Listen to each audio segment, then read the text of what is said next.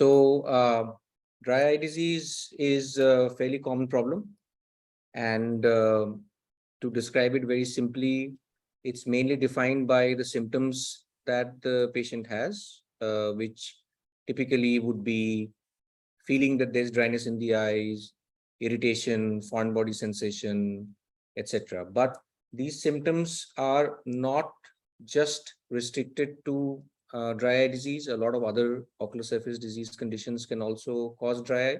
So once patients come in with this symptom, we usually do like a very initial workup, and based on a certain battery of tests, we figure out if the patient actually has dry eye disease or not.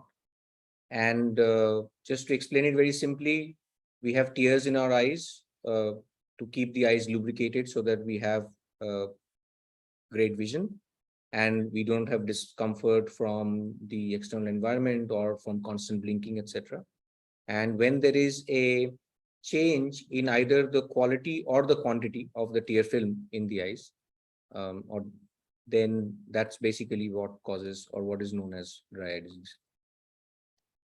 So, you talked of the feeling of dryness. What are, the other symptoms of dry eyes, or is that the only symptom? So, most commonly patients will complain of sometimes it's burning.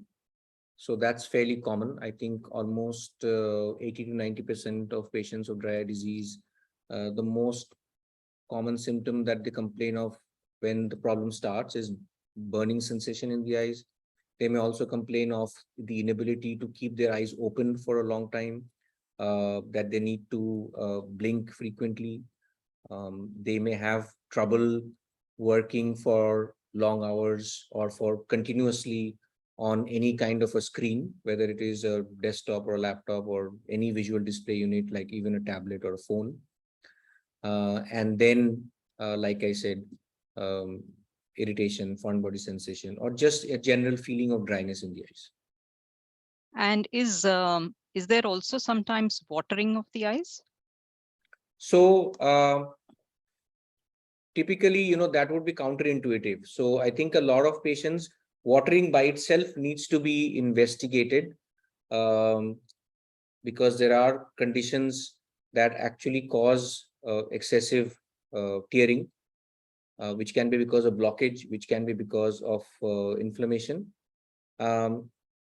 Classically, a patient of, we would not suspect a patient who is tearing excessively or watering to have dry eye disease, but there are certain exceptional conditions where you have patient has dry eyes, but also tends to complain of some amount of watering.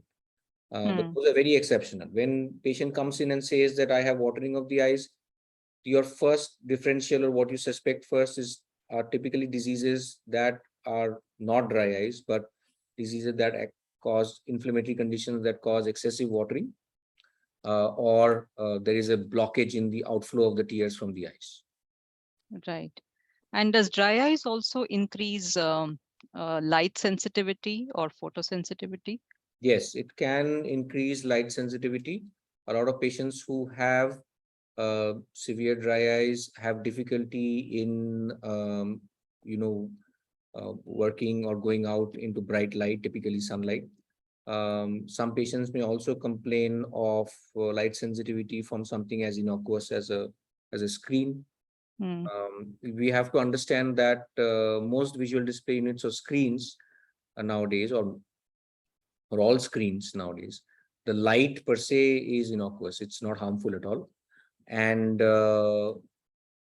it's not the light that causes any problem, but the ability, the threshold to tolerate the brightness or the amount of light is what gets affected. So patients may complain either of light sensitivity, that they feel that the light is too bright, but the brightness is actually normal, or they feel that they have what is called photophobia, which is that they're unable to keep their eyes open when they are exposed to normal luminescence or normal light.